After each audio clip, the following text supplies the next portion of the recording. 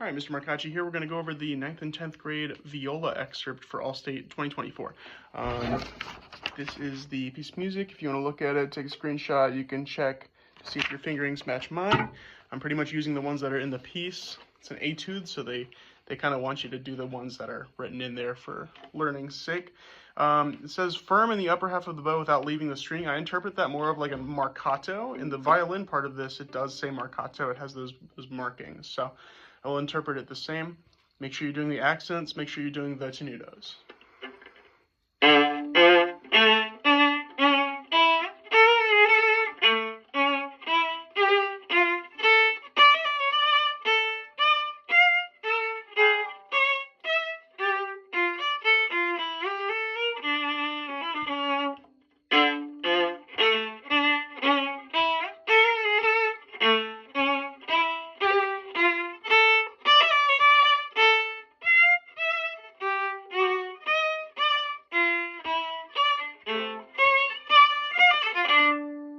Alright, so most of this part, just make sure you get those accents in there. Make sure you get the shifts. The intonation is definitely something they're going to be looking for in the tenutos. And so this first one that we do in measure 2, all of those are half step apart from each other. So start with that accent, and then tenuto.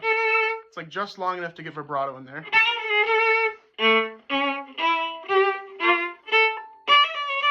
And that one has a whole step between 3 and 4. Okay. Continuing on, this measure 16 here, it says to go into third position and do 1, and then back down. In the violin part, if you have a really, really long pinky, I have very large hands, so you can do an extended 4 to hit that F natural.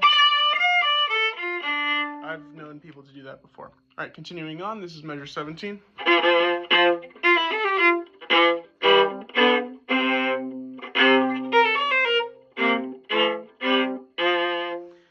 These double stops, I wouldn't go too crazy on the vibrato, just subtle enough that it makes it sound pretty, but not too hardcore that it's going to make the C's ring out of tune.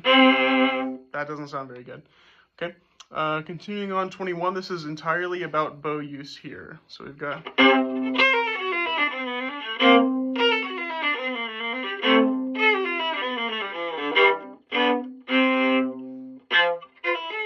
it's more of the same.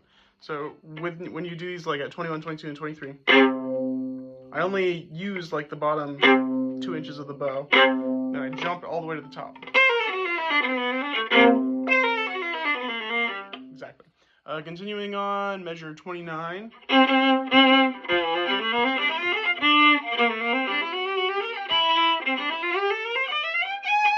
It asks you to do an extended 4 for that one. I wouldn't, but it asks you to, so there you go. Measure 30, make sure you start that with a 4th finger as well.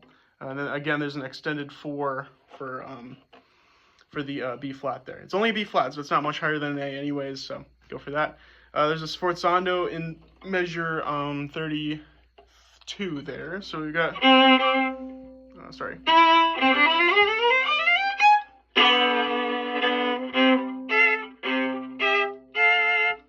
Dolce, sweetly.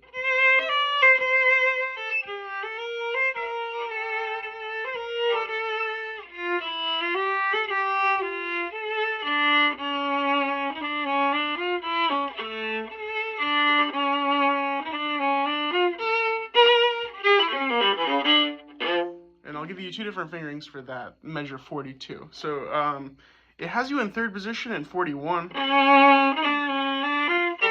So naturally, in my mind, 42 should be 2, 3, and then shift back down to first position. First. It wants you to go back to first position and play a 4th finger, and then another 4, and then first position.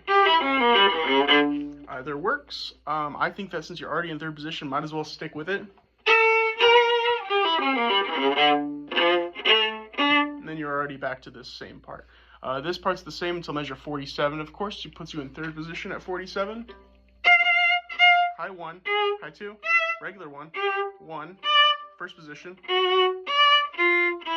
third position, high 1, 4, high 2 on the C string, 3, low 2 on the C string, low 3, high 1 on the C string, high 2, regular 1, and then I would go back to first position for this low 2, for third, low 1. That is a very tricky passage, and it requests you to do all of those fingerings, so I highly recommend you do them. Dolce.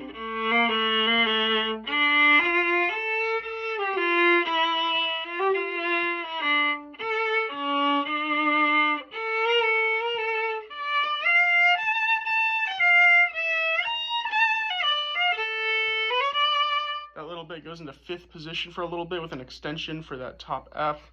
From measure 58, 5th, extension, back down. And then we just take it in octaves, make sure you get these dynamics. Same deal. That little bit right there has a very interesting fingering. You go from the low E to the, and you play that 3rd finger, and then 2nd and a half position for 2 notes, and then open D. Very strange. Very strange. It works well. You got to practice it a lot.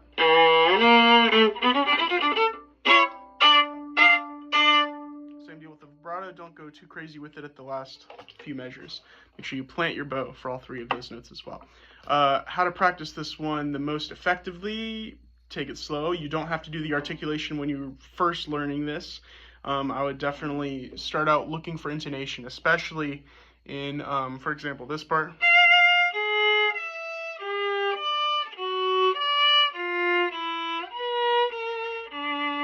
Like, I would definitely go legato on those. Have a tuner that tells you what note it is. I use tonal energy. It's like $3, but it gives you a happy face if you're playing in tune. So play each pitch until you get it correct. As for the 16th notes, same deal. You want it to be in tune, but you could practice them separate bows. That would definitely help you, or practicing them in little groups.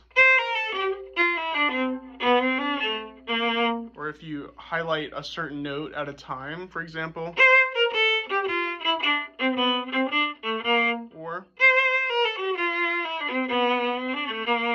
doing all of those different kinds of rhythmic exercises will help your fingers figure out each of these notes.